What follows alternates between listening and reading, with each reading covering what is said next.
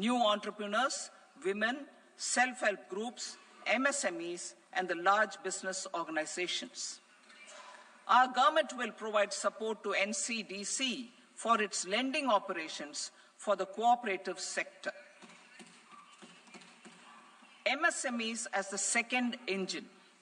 Now I move to MSMEs as the second engine, which encompasses manufacturing and services with a focus on MSMEs numbering 5.7 crores.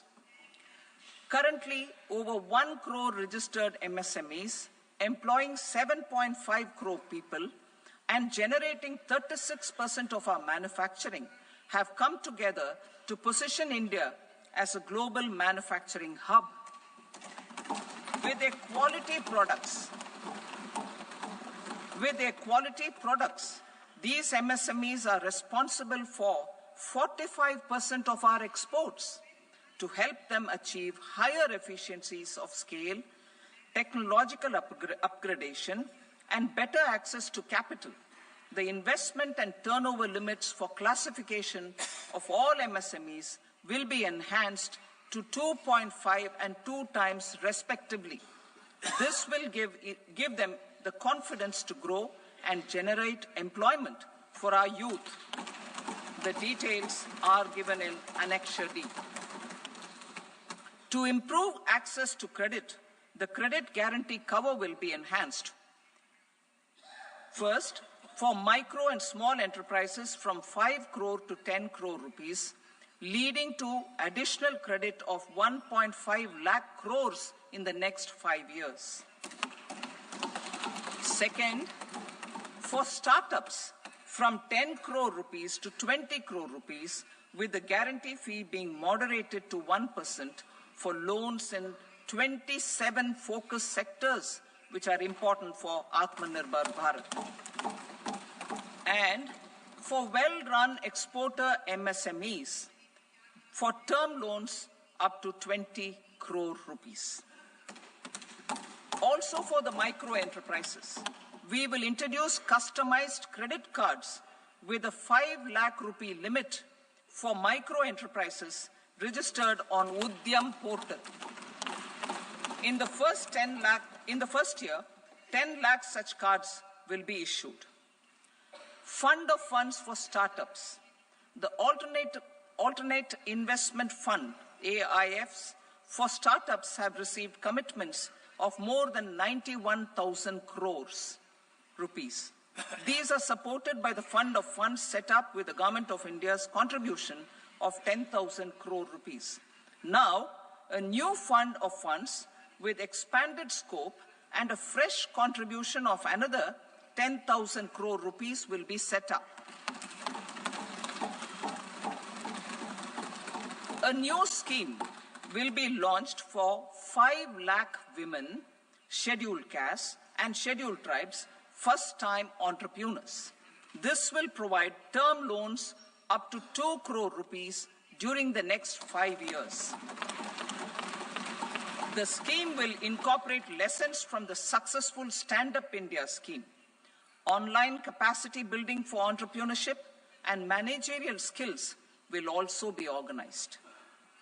Measures for labor-intensive sectors. To promote employment and entrepreneurship opportunities in labor-intensive sectors, our government will undertake specific policy and facilitation measures. To enhance the productivity, quality, and competitiveness of India's footwear and leather sector, a focused product scheme will be implemented. The scheme will support design capacity, component manufacturing, and machinery required for production of non-leather quality footwear, besides the support for leather footwear and products. The scheme is expected to facilitate employment for 22 lakh persons, generate over 4 lakh crore rupees, and exports of over 1.1 lakh crore rupees. Measures for the toys sector. Building on the National Action Plan for Toys, we will implement a scheme to make India a global hub for toys. The scheme will focus on development of clusters, skills, and a manufacturing ecosystem that will create high-quality, unique, innovative, and sustainable toys that will represent the Made in India brand. Support for food processing. In line with our commitment towards Purvodaya, we will establish a National Institute of Food Technology, Entrepreneurship and Management in Bihar. The institute will provide a strong fillip to food processing activities in the entire eastern region. This will result in 1. Enhanced income for the farmers through value addition to their produce, and 2. Skilling entrepreneurship and employment opportunities for the youth. Manufacturing mission, furthering Make in India. Our government will set up a national manufacturing mission covering small, medium, and large industries for furthering Make in India by providing policy support, execution roadmaps, governance, and monitoring framework for central ministries and states. Details are in Annexure E. Given our commitment to climate-friendly development, the mission will also support clean tech manufacturing. This will aim to improve domestic value addition and build our ecosystem for solar PV cells, EV batteries, motors and controllers, electrolyzers, wind turbines, very high voltage transmission equipment, and grid-scale batteries. Investment as the third engine. Now I move to investment as the third engine, which encompasses investing in people, investing in the economy, and investing in innovation. Investing in people. Saksham Anganwadi and Poshan 2.0. Saksham Anganwadi and Poshan 2.0 program provides nutritional support to more than 8 crore children, 1 crore pregnant women and lactating mothers all over the country, and about 20 lakh adolescent girls in aspirational districts and the Northeast region.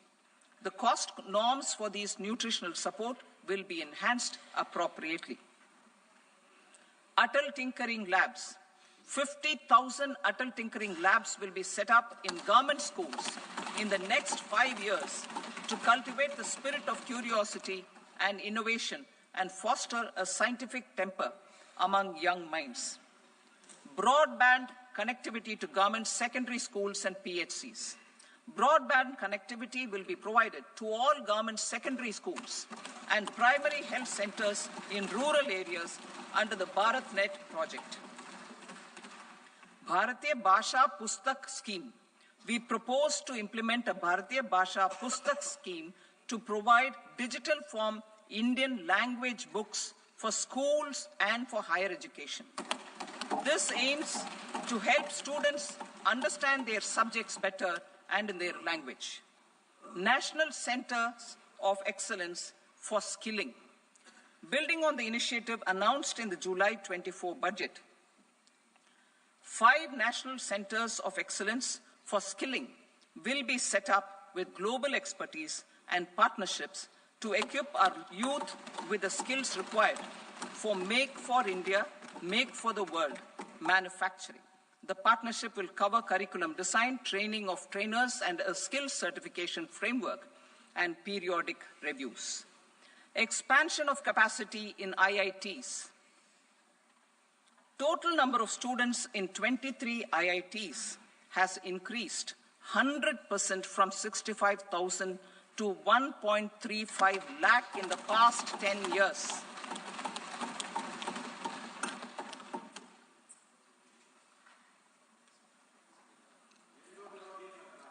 Additional infrastructure will be created in the 5 IITs started after 2014 to facilitate education for 6,500 more students. Hostel and other infrastructure capacity at IIT Patna will also be expanded.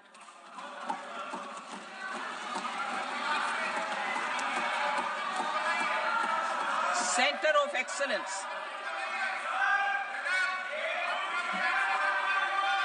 Center of Excellence in AI for Education. I had announced 3 centers of excellence in artificial intelligence for agriculture, health, and sustainable cities in 2023. Now a center of excellence in artificial intelligence for education will be set up with a total outlay of 500 crores. Expansion of medical education. Our government has added almost 1.1 lakh undergraduate and postgraduate medical education seats in 10 years, an increase of 130%. In the next year, 10,000 additional seats will be added in medical colleges and hospitals towards the goal of adding 75,000 seats in the next 5 years. Daycare cancer centers in all district hospitals. Our government will facilitate setting up of daycare cancer centers in all district hospitals in the next 3 years. 200 centers will be established in 25-26 itself. Strengthening urban livelihoods. Our government has been giving priority to assisting urban poor and vulnerable groups. A scheme for socio-economic upliftment of urban workers will be implemented to help them improve their incomes, have sustainable livelihoods, and a better quality of life. PM Swanidhi scheme has benefited more than 68 lakh street vendors, giving them respite from high-interest informal sector loans. Building on this success, the scheme will be revamped with enhanced loans from banks, UPI-linked credit cards with 30,000 rupees limit, and capacity building support. Social Security scheme for welfare of online platform workers. Gig workers of online platforms provide great dynamism to the new age services economy. Recognizing their contribution, our government will arrange for their identity cards and registration on the e-Shram portal. They will be provided health care under PM Jan Arogya Yojana. This measure is likely to assist nearly 1 crore gig workers.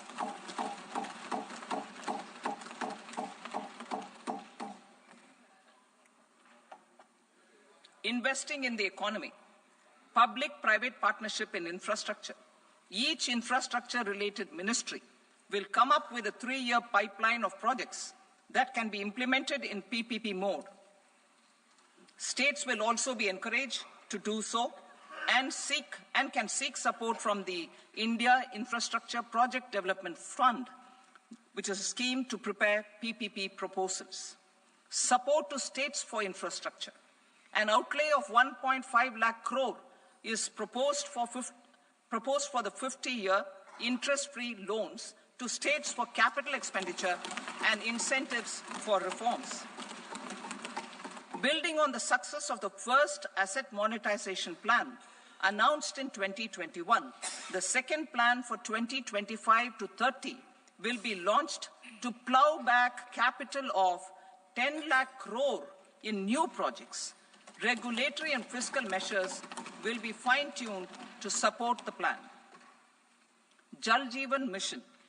Since 2019, 15 crore households, representing 80% of India's rural population, have been provided access to portable tap water connections. To achieve 100% coverage, I am pleased to announce the extension of this mission until 2028 with an enhanced total outlay. The mission's focus will be on the quality of infrastructure and O&M of rural piped water supply schemes through Jan Bhagidari. A separate MOU or separate MOUs will be signed with the states and union territories to ensure sustainability and citizen-centric water services delivery. Urban sector reforms. Building on the July budget proposals, urban sector reforms related to governance, municipal services, urban land, and planning will be incentivized. Urban Challenge Fund. The government will set up an Urban Challenge Fund of 1 lakh crore rupees to implement the proposals for cities as growth hubs, creative redevelopment of cities, and for water and sanitation purposes announced in the July budget. This fund will finance up to 25% of the cost of bankable projects, with a stipulation that at least 50% of the cost is funded from bonds, bank loans, and PPPs. An allocation of 10,000 crore is proposed in 2025-26. Power sector reforms. We will incentivize electricity distribution reforms and augmentation of intra-state transmission capacity by states. This will improve financial health and capacity of electricity companies. Additional borrowing of 0.5% of GSDP will be allowed to states contingent on these reforms. Nuclear energy mission for Vikasit Bharat. Development of at least 100 gigawatt of nuclear energy by 2047 is essential for our energy transition efforts. For an active partnership with the private sector towards this goal, amendments to the Atomic Energy Act and the Civil Liability for Nuclear Damage Act will be taken up. A nuclear energy mission for research and development of small modular reactors with an outlay of 20,000 crore will be set up. At least 5 indigenously developed small modular reactors will be operationalized by 2033. Shipbuilding. The shipbuilding financial assistance policy will be revamped to address cost disadvantages. This will also include credit notes for shipbreaking in Indian yards to promote the circular economy. Large ships above a specified size will be included in the infrastructure harmonized master list. Shipbuilding clusters will be facilitated to increase the range, categories, and capacity of ships. This will include additional infrastructure, facilities, skilling, and technology to develop the entire ecosystem. Maritime Development Fund. For long-term financing for the maritime industry, a Maritime Development Fund with a corpus of 25,000 crore rupees will be set up. This will be for distributed support and promoting competition. This will have up to 49% contribution by the government, and the balance will be mobilized from ports and from private sector. UDAN regional connectivity schemes. UDAN has enabled 1.5 crore middle-class people to meet their aspirations for speedier travel. The scheme has connected 88 airports, and operationalized 619 routes.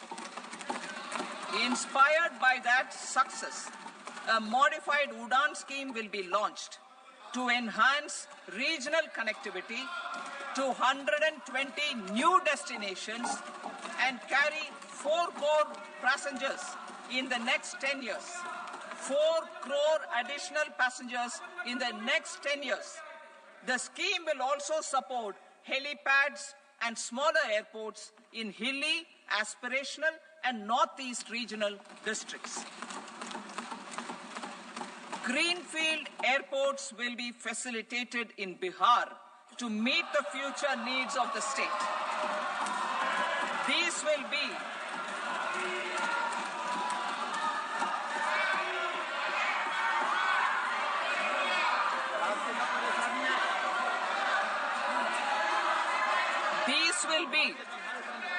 These will be in addition to the expansion of the capacity of Patna Airport and a brownfield airport in Beta. Western Kosi Canal project in Mithilanchal.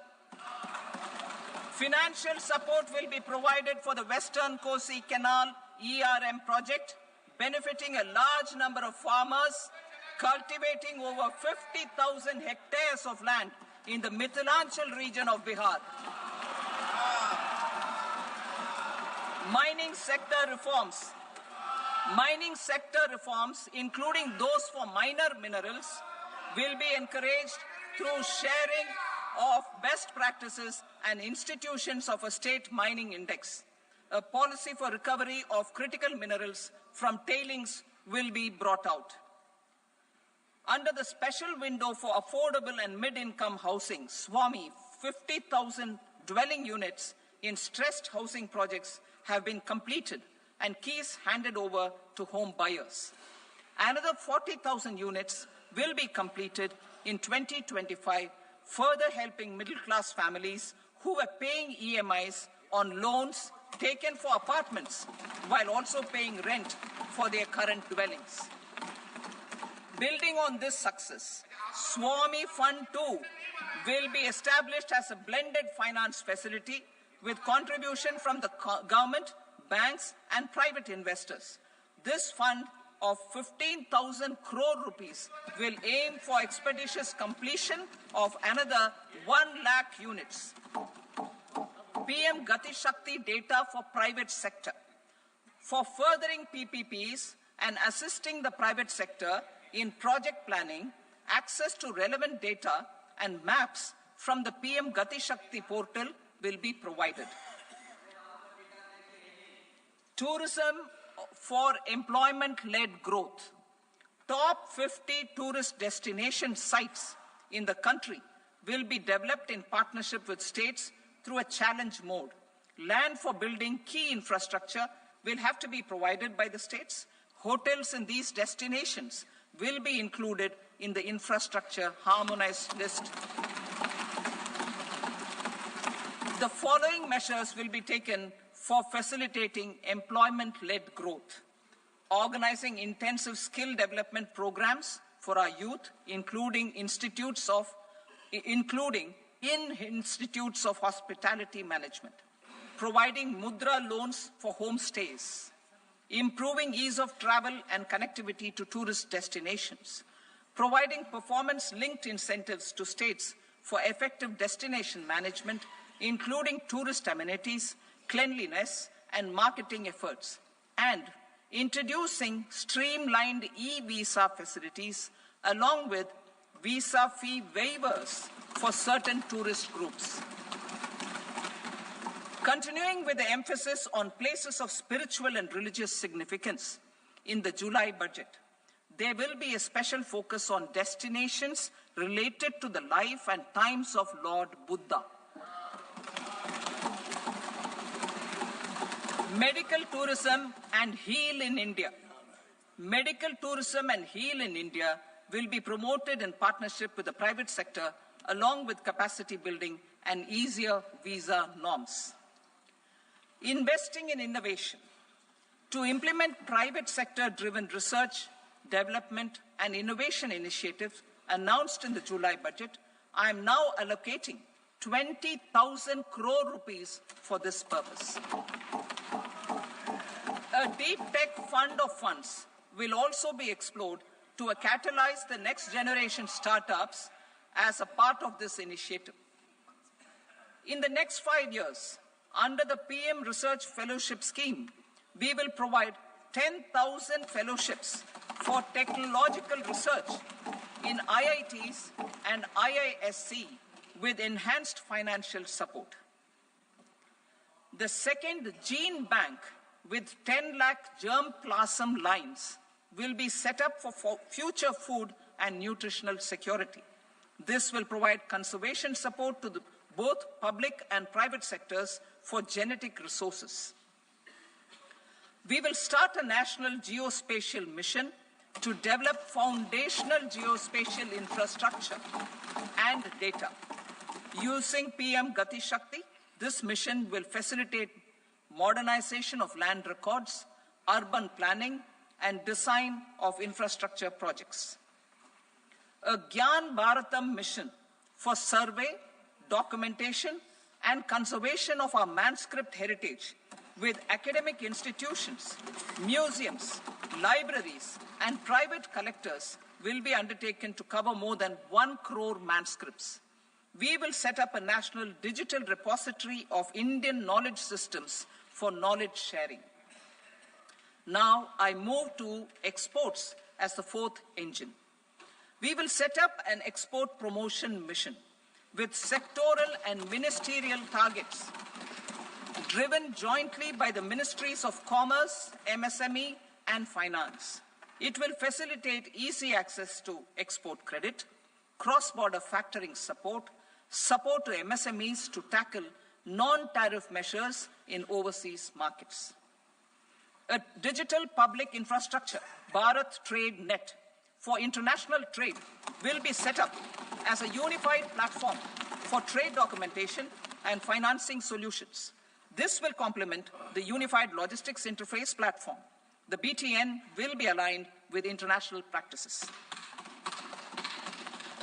Support will be provided to develop domestic manufacturing capacities for our economy's integration with global supply chains. Sectors will be identified based on objective criteria. Facilitation groups with participation of senior officers and industry representatives will be formed for select products and supply chains. Through this, there are huge opportunities related to Industry 4.0, which needs high skills and talent. Our youth have both. Our government will support the domestic electronic equipment industry to leverage this opportunity for the benefit of our youth. A national framework will be formulated as guidance to states for promoting global capability centers in emerging Tier 2 cities. This will suggest measures for enhancing availability of talent and infrastructure, building bylaw reforms, and mechanisms for collaboration with industry. Our government will facilitate upgradation of infrastructure and warehousing for air cargo, including high-value perishable horticultural produce. Cargo screening and customs protocol will be streamlined and made user-friendly. Reforms as the fuel. Over the past 10 years, our government has implemented several reforms for convenience of taxpayers, such as faceless assessment, 2, taxpayer charter, 3, faster returns, 4, almost 99% returns being on self-assessment, and 5, Vivad Se Vishwas scheme.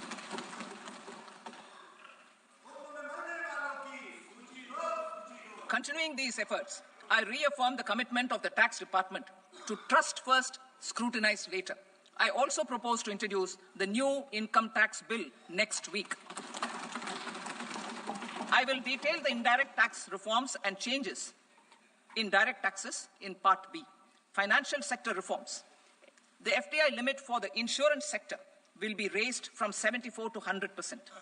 This enhanced limit will be available for those companies which invest the entire premium in India. The current guardrails and conditionalities associated with foreign investment will be reviewed and simplified. The services of India Post Payment Bank will be deepened and expanded in rural areas. NABFID will set up a partial credit enhancement facility for corporate bonds for infrastructure. Public sector banks will develop Grameen Credit Score Framework to serve the credit needs of SHG members and people in rural areas.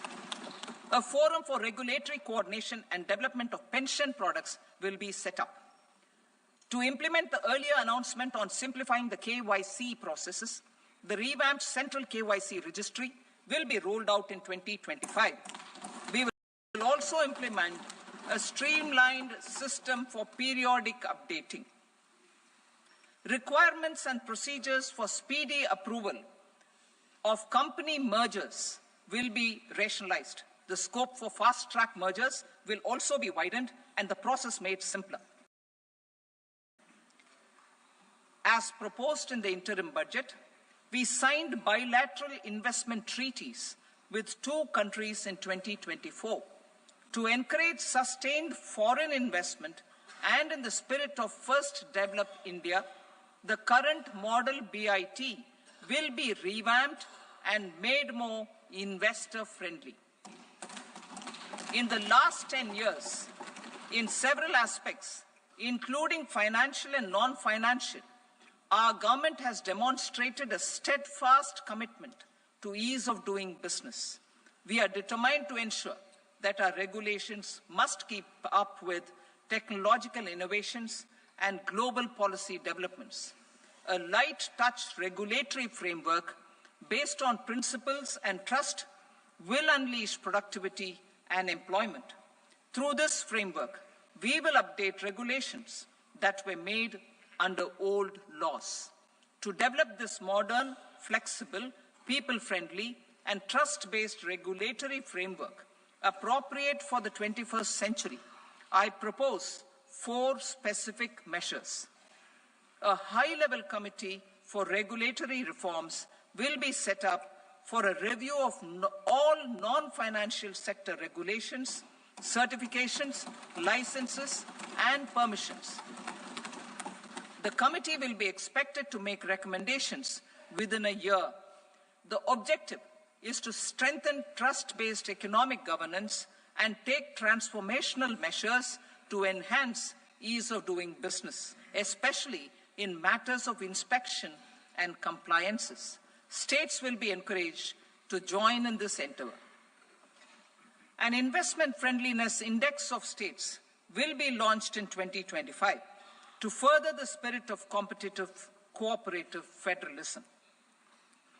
Under the Financial Stability and Development Council, a mechanism will be set up to evaluate impact of the current financial regulations and subsidiary instructions. It will also formulate a framework to enhance their responsiveness and development of the financial sector. In the Jan Vishwas Act 2023, more than 180 legal provisions were decriminalized. Our government will now bring up the Jan Vishwas Bill 2.0 to decriminalize more than 100 provisions in various laws. I now move to fiscal policy. In the July budget, I had committed to staying the course for fiscal consolidation. Our endeavor will be to keep the fiscal deficit each year such that central government debt remains on a declining path as a percentage of the GDP. The roadmap for the next 6 years has been detailed in the FRBM statement. Revised estimates for 2024-25. The revised estimate of the total receipts other than borrowings is 31.47 lakh crore rupees, of which the net tax receipts are 25.57 lakh crore rupees. The revised estimate of the total expenditure is 47.16 lakh crore rupees, of which the capital expenditure is about 10.18 lakh crore rupees. The revised estimate of the fiscal deficit is 4.8% of the GDP. Budget estimates for 25-26. Coming to 25-26, the total receipts other than borrowings and total expenditure are estimated at 34.96 lakh crore rupees and 50.65 lakh crore rupees respectively. The net tax receipts are estimated at 28.37 lakh crore rupees. The fiscal deficit is estimated to be 4.4% of GDP. To finance the fiscal deficit, the net market borrowings from dated securities are estimated at 11.54 lakh crore. The balance financing is expected to come from small savings and other sources. The gross market borrowings are estimated at 14.82 lakh crore rupees. I will now move to Part B. Indirect taxes.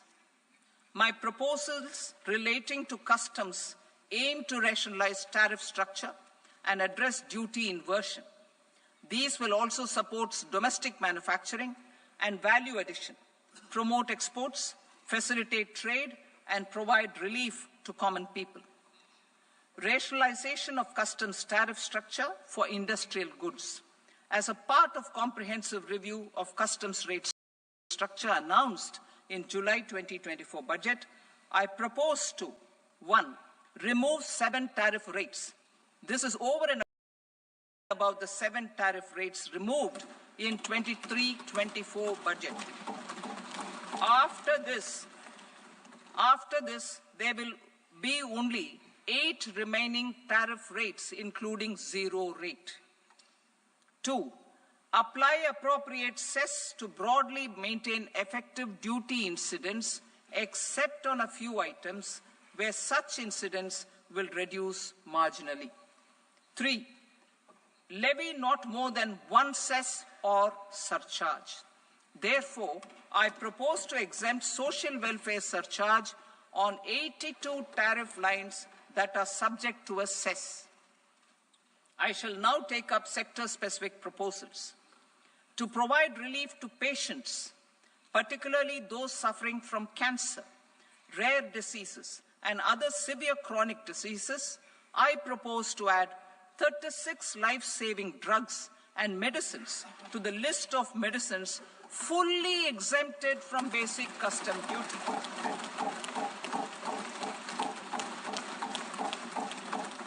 I also propose to add 6 life-saving medicines to the list attracting concessional custom duty of 5%. Full exemption and concessional duty will also respectively apply on the bulk drugs for manufacture of the above. Specified drugs and medicines under patient assistance programs run by the pharmaceutical companies are fully exempt from BCD, provided the medicines are supplied free of cost to the patients. I propose to add 37 more medicines along with 13 new patient assistance programs. Support to domestic manufacturing and value addition. Critical minerals. In the July 2024 budget, I had fully exempted BCD on 25 critical minerals that are not domestically available. I had also reduced BCD of 2 other such minerals to provide a major fillip to their processing, especially by MSMEs. Now, I propose to fully exempt cobalt powder and waste, the scrap of lithium-ion battery, lead, zinc, and 12 more critical minerals. This will help secure the availability for manufacturing in India and promote more jobs for our youth.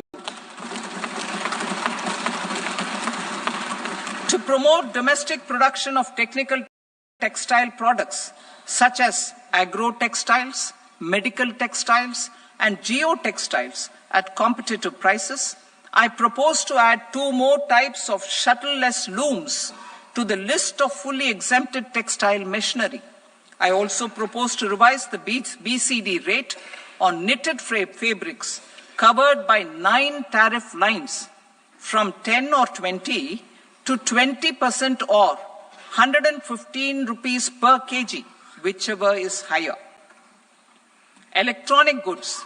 In line with our Make in India policy and to rectify inverted duty structure, I propose to increase the BCD on interactive flat panel display from 10% to 20% and reduce the BCD to 5% on open cell and other components. In 23-24 budget, for the manufacture of open cells of LCD, LED TVs, I had reduced the BCD on parts of open cells from 5% to 2.5%. To further boost the manufacture of such open cells, the BCD on these parts will now stand exempted. Lithium-ion battery. To the list of exempted capital goods, I propose to add 35 additional capital goods for EV battery manufacturing and 28 additional capital goods for mobile phone battery manufacturing. This will boost domestic manufacture of lithium-ion batteries, both for mobile phones and for electric vehicles. Shipping sector. Considering that shipbuilding has a long gestation period, I propose to continue the exemption of BCD on raw materials, components, consumables, or parts for the manufacture of ships for another 10 years.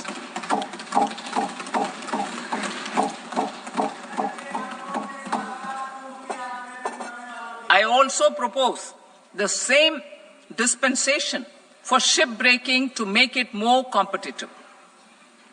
Telecommunication. To prevent classification disputes, I propose to reduce the BCD from 20% to 10% on carrier-grade Ethernet switches to make it at par with non-carrier-grade Ethernet switches. Export promotion. To facilitate exports of handicrafts, I propose to extend the time period for export from 6 months to 1 year, further extendable by another 3 months if required. I also propose to add 9 items to the list of duty-free inputs. Leather sector.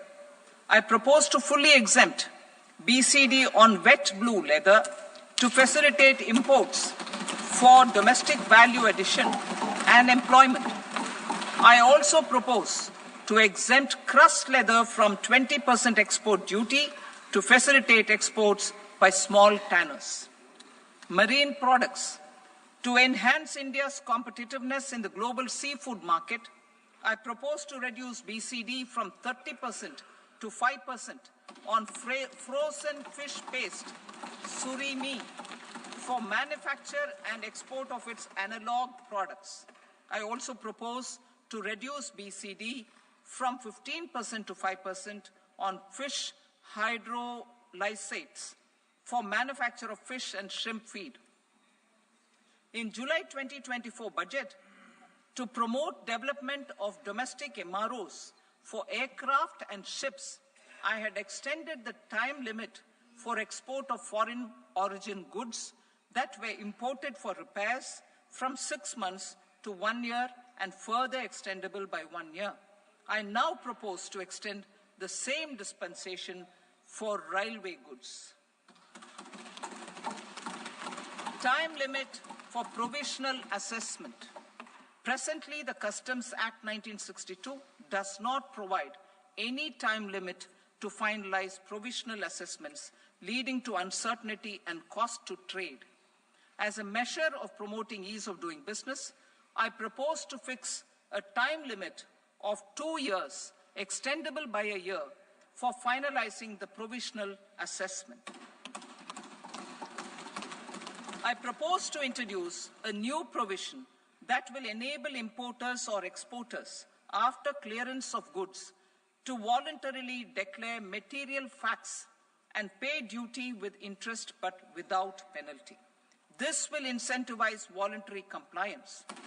However, this will not apply in cases where department has already initiated audit or investigation proceedings. For industry to better plan their imports, I propose to extend the time limit for the end use of imported inputs in the relevant rules from 6 months to 1 year. This will provide operational flexibility in view of cost and uncertainty of supply. Further, such importers will now have to file only quarterly statements instead of a monthly statement.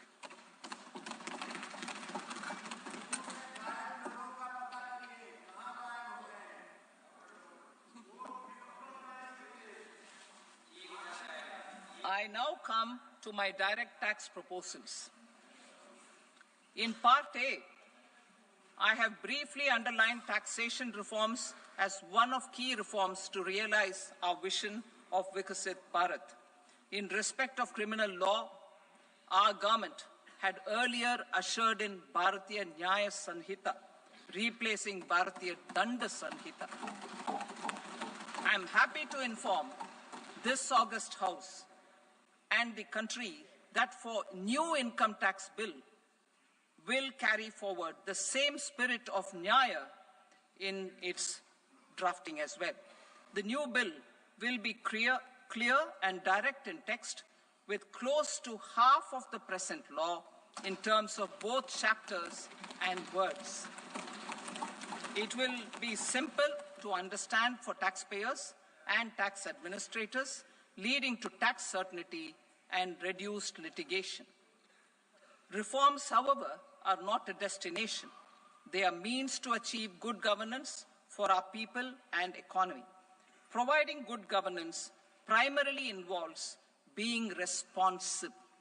The Tirukural captures this in verse 542, which reads, "Vaanokki vaazhum ulagallam, mannavan kol nokki vaazhum kudi."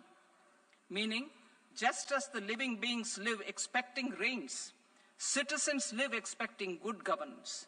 Our government is committed to keeping an ear to the ground and a finger on the pulse and responding while balancing our national building efforts.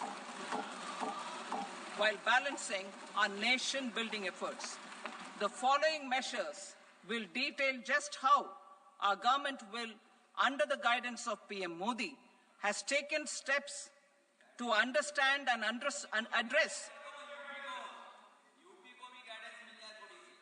I repeat that sentence, sir. The following measures will detail just how our government, under the guidance of PM Modi, has taken steps to understand and address the needs voiced by our citizens. My tax proposals are guided by this spirit. The objectives of my proposals are as follows. Personal income tax reforms with special focus on middle class. Rationalization of TDS and TCS for easing difficulties. Encouraging voluntary compliance. Reducing compliance burden. Ease of doing business, employment and investment. I will come to my proposal on personal income tax towards the end. TDS and TCS, rationalization for easing difficulties. I propose to rationalize tax deduction at source, TDS, by reducing the number of rates and thresholds above which TDS is deducted. Further, threshold amounts for tax deduction will be increased for better clarity and uniformity. The limit for tax deduction on interest for senior citizens is being doubled from the present 50,000 rupees to 1 lakh rupees. Similarly, the annual limit of 2.40 lakh rupees for TDS on rent is being increased to 6 lakh rupees. This will reduce the number of transactions liable to TDS, thus benefiting small taxpayers receiving small payments. The threshold to collect tax at source, the TCS, on remittances under RBI's liberalized remittance scheme, the LRS, is proposed to be increased from 7 lakh to 10 lakhs. I also propose to remove TCS on remittances for education purposes, where such remittances is out of a loan taken from a specified financial institution. Both TDS and TCS are being applied on any transaction related to sale of goods. To prevent such compliance difficulties, I propose to omit the TCS. I also propose that the provisions of the higher TDS deduction will now apply only in non-PAN cases. In July 2024, the delay for payment of TDS up to the due date of filing statement was decriminalized. I propose to provide the same relaxation to TCS provisions as well. The government under the leadership of Prime Minister Modi believes in Sabka Saath, Sabka Vikas, Sabka Vishwas and Sabka Prayas. In line with this, we brought in updated return facility in 2022 for voluntary compliance by taxpayers who had omitted to report their correct income. Our trust in taxpayers was proved right. Nearly 90 lakh taxpayers voluntarily updated their incomes by paying additional tax. Taking this trust further, I now propose to extend the time limit to file updated returns for any assessment year from the current limit of 2 years to 4 years. I propose to reduce the compliance burden for small charitable trusts and institutions by increasing their period of registration from 5 years to 10 years. It is also proposed that disproportionate consequences do not arise for minor defaults, such as incomplete applications filed by charitable entities. Presently, taxpayers can claim the annual value of self-occupied properties as nil only on the fulfillment of certain conditions.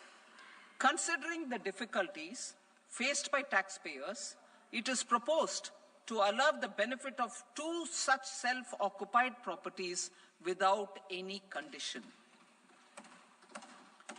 To streamline the process of transfer pricing and to provide an alternative to yearly examination, I propose to introduce a scheme for determining arm's length price of international transaction for a block period of 3 years.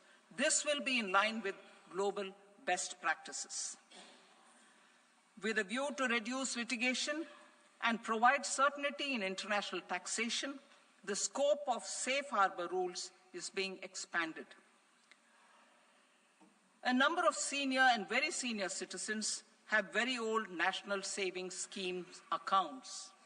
As interest is no longer payable on such accounts, I propose to exempt withdrawals made from NSS by individuals on or after 29th August 2024.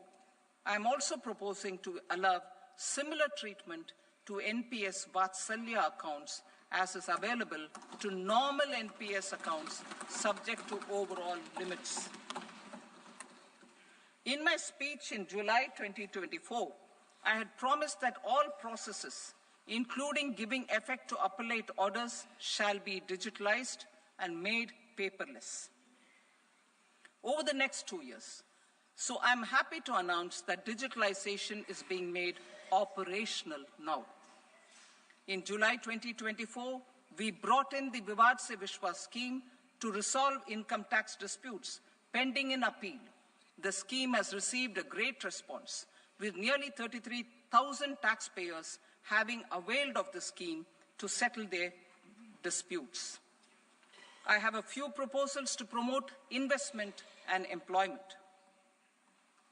It is proposed to provide a presumptive taxation regime for non-residents who provide services to a resident company that is establishing or operating an electronics manufacturing facility.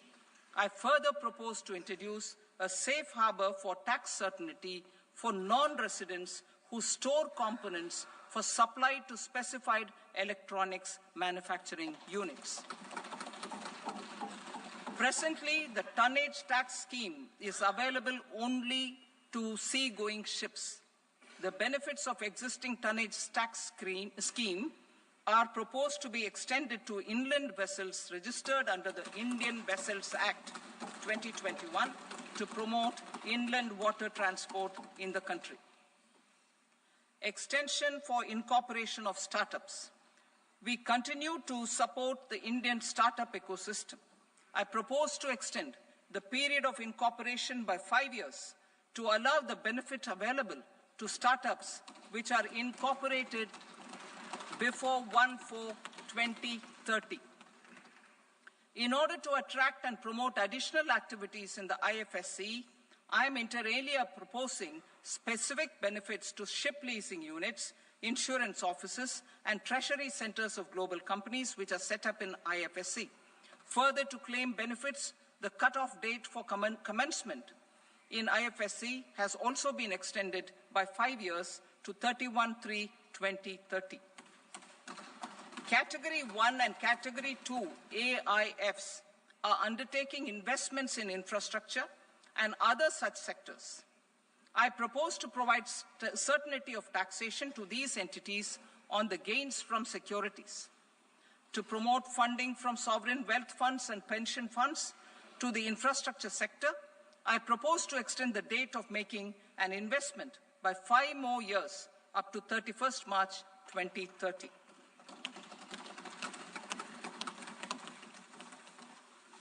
Personal income tax reforms with special focus on middle class. Democracy, demography, and demand are the key support pillars in our journey towards Vikasit Bharat. The middle class provides strength for India's growth. This government, under the leadership of Prime Minister Modi, has always believed in the admirable energy and ability of the middle class in nation building. In recognition of their contribution,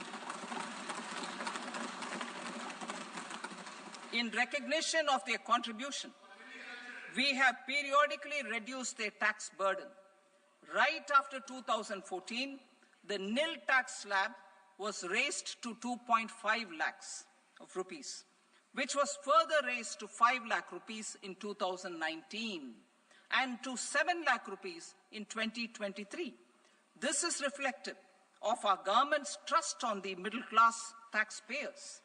I am now happy to announce that there will be no income tax payable up to income of 12 lakh rupees.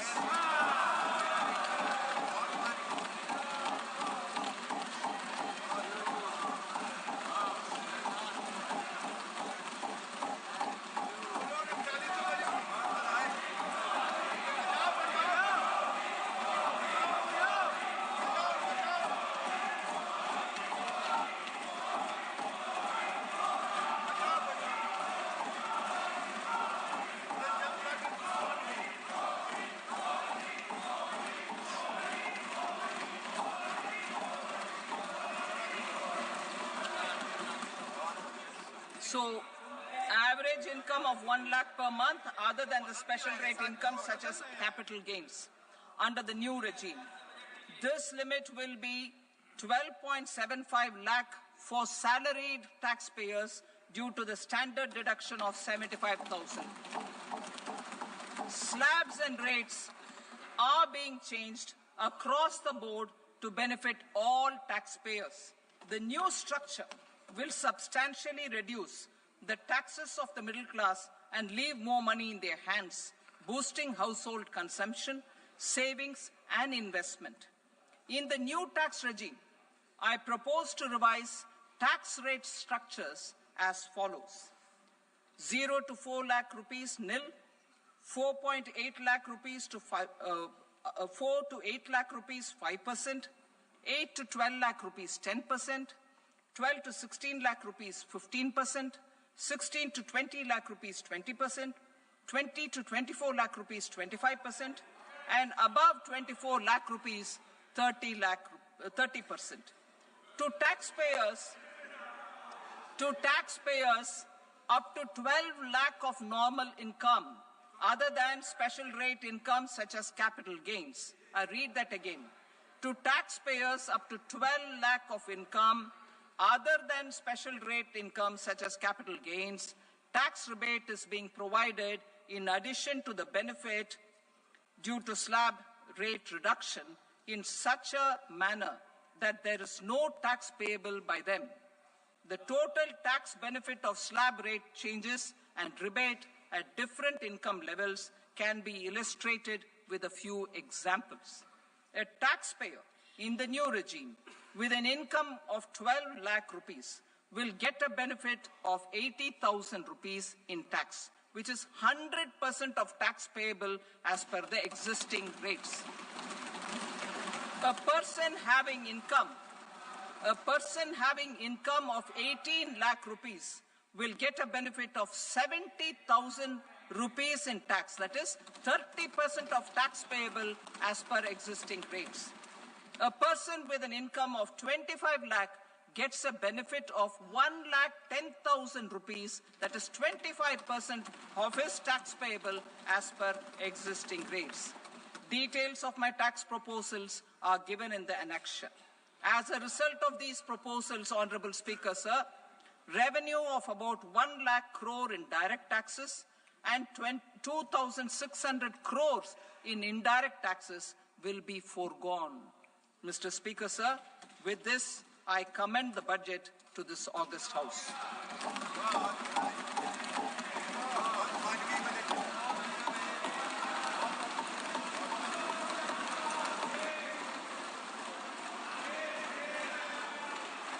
Item number 2 Shrimati Nirmala Sitharaman. Sir, with your permission, I rise to lay on the table the following statements under Section 3(1) of the Fiscal Responsibility and Budget Management Act 2003. Medium-term fiscal policy cum fiscal policy strategy statement and macroeconomic framework statement. Item number 3 Shrimati Nirmala Sitharaman. Sir, with your permission, I rise to move for leave to introduce the Finance Bill 2025. प्रश्न ये है कि विधेयक को पुनर्स्थापित करने की अनुमति प्रदान की जाए। जो सदस्य इसके पक्ष में हाँ कहें, जो सदस्य विरोध में ना कहें। मेरे विचार में निर्णय हाँ वालों के पक्ष में हुआ। हाँ वालों के पक्ष में अनुमति प्रदान की जाती है। माननीय मंत्री जी, अब विधेयक को पुनर्स्थापित करें। Sir, I introduce the bill. Thank you. सभा की कार्रवाई सोमवार दिनांक 3 फरवरी 2025 को प्राप्त 11 बजे तक के लिए स्थगित की जाती है।